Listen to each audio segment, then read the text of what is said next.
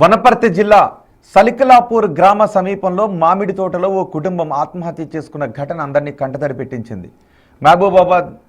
మహబూబ్ నగర్ డోకూరు గ్రామానికి చెందిన నరసింహ అనే వ్యక్తి ఆర్థిక సమస్యలతో తన పిల్లలను భార్యను చంపి తాను ఆత్మహత్య చేసుకున్నాడు.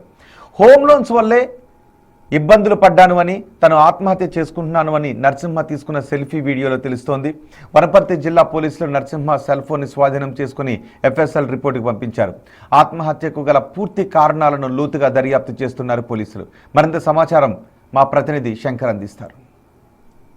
వనపర్తి జిల్లా గణపురం మండలం సలికలాపూర్ గ్రామ సమీపంలో ఉన్నటువంటి మామిడి తోటలో ఒకే కుటుంబానికి చెందినటువంటి నలుగురు ఆత్మహత్య చేసుకోవడం జిల్లాలో హాట్ టాపిక్గా మారింది. అంతేకాక అందరినీ కూడా ఈ ఘటన కన్నీటి పర్యంతం చేసింది, కన్నీరు పెట్టించిందని చెప్పాలి. ఎందుకంటే తమ బిడ్డల్ని, తన భార్యని కాళ్ళు చేతులు కట్టేసి సంపులో పడవేసి వాళ్ళు చచ్చారా లేదా అన్న తర్వాతనే తను కూడా సూసైడ్ చేసుకున్నాడు. అది క్లియర్గా చూసుకున్న తర్వాత ఈ ఉదంతంతో ఒక్కసారిగా ఉమ్మడి పాలమూరు జిల్లా అంతా కూడా హాట్ టాపిక్గా మారింది. ప్రజెంట్ మనం చనిపోయింది వనపర్తి జిల్లా గణపురం మండలం సలికలాపూర్ గ్రామంలో అయినప్పటికీ ప్రజెంట్ మనం ఉన్నటువంటి ఈ ఇల్లు నరసింహ ఎవరైతే చనిపోయాడో నరసింహకు సంబంధించినటువంటి ఇల్లు. ఇది దేవరకద్ర నియోజకవర్గం మహబూబ్ నగర్ జిల్లా పరిధిలో ఉంటుంది. ఈ డోకూరు గ్రామం ఇది. ఇక్కడే నరసింహ పూర్తిగా తన పిల్లలతో తన భార్యతో హ్యాపీగా జీవితం గడిపేవాడు. మొత్తం ఇప్పుడు చూస్తే ఇల్లంతా కూడా ఒక్కసారిగా నిర్మానుష్యంగా మరి నిజంగా సైలెన్స్ అనేది ఒకసారి చూడొచ్చు ఇల్లును. వాళ్ళ జ్ఞాపకాలన్నీ ఈ ఇంటి చుట్టే ఉన్నాయన్నట్టుగా కూడా పరిస్థితి కొనసాగుతుంది. మొత్తం కూడా తను వ్యాపారంలో నిలదొక్కుకోవాలనుకున్నాడు. వాళ్ళ సోదరులను ఆదర్శంగా తీసుకొని మామిడి తోటల వ్యాపారంలోకి దిగాడు. అంటే మామిడి తోటలు లీజుకు తీసుకోవడం, పంటలను పండించడం, వేరే ఎగుమతి చేయడం, ఇవన్నీ చేశాడు. అంతా బాగానే ఉంది. కానీ కొన్ని రోజుల తర్వాత తనకు అసలైన సమస్యలు కొట్టుకొచ్చాయి. మనకు కెమెరా పర్సన్ చూపిస్తున్నటువంటి కారును చూస్తున్నాం. నిజంగా ఈ కారులోనే తను ఇక్కడ నుంచి సలికలాపూర్ వరకు కూడా వెళ్ళేవాడు. కానీ తనకి సయాటికా ప్రాబ్లం ఉన్నందువల్ల కారు కూడా తన భార్య డ్రైవ్ చేసేది. ఈ భార్య ఇక్కడ కూర్చోవడం, అదేవిధంగా భార్యను మనం నిజంగా ఇక్కడ భార్య కూర్చోవడం, భార్య డ్రైవ్ చేస్తూ కూడా వెళ్ళడం, పక్కనే భర్త, ఆపై పిల్లలు. నిజంగా ఒకసారి ఊహించుకుంటే ఎంత అందమైన ఫ్యామిలీ అనిపిస్తుంది. కానీ ఆ ఫ్యామిలీకి చెప్పుకోలేనటువంటి కష్టం వచ్చింది. తను జీర్ణించుకోలేకపోయాడు. తన పిల్లలను తనతో తీసుకువెళ్ళాలనుకున్నాడు. ఇదే జరిగింది. ప్లాన్ ప్రకారం కూడా తన పిల్లలను తన భార్యను చంపి తను కూడా ఆత్మహత్య చేసుకోవడంతో ఒక్కసారిగా అందరూ కూడా ప్రతి ఒక్కరు కూడా ఈ ఘటన తర్వాత కన్నీళ్లు పెడుతున్నారు. మొత్తంగా ఇప్పటికే చనిపోయినటువంటి నలుగురు డెడ్ బాడీలను కూడా మహబూబ్నగర్ ప్రభుత్వ ఆసుపత్రికి తరలించడం, అక్కడ మార్చురీలో పూర్తి స్థాయిలో పోస్టుమార్టం అయిపోయిన తర్వాత గ్రామానికి వచ్చాయి. గ్రామంలో దాన సంస్కారాలు పూర్తి అయ్యాయి. మొత్తం కూడా చేశారు. ఇల్లును చూస్తుంటే నిజంగా చాలా బాధ.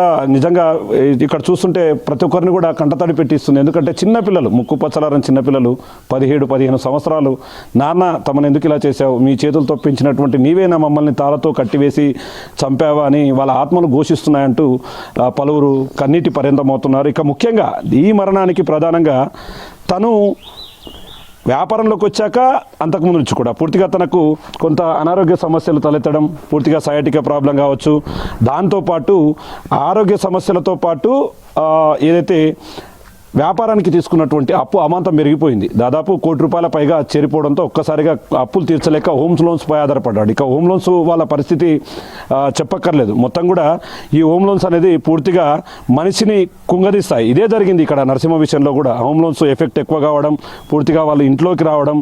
ఇక్కడ మనం బేటి ప్రాంతంలో చూస్తే ఇక్కడ గోడకు హోమ్ లోన్స్కు సంబంధించి మహబూబ్నగర్కు సంబంధించినటువంటి ఓ ప్రైవేటు బ్యాంకు ఈ ఆస్తిని జప్తు చేస్తున్నాము, ఈ ఇల్లు మా అండర్ సెక్షన్లో ఉంది అంటూ కూడా రాశారు. మనం చూడవచ్చు దీన్ని. ఇదంతా కూడా తనకు అవమానంగా భావించాడు.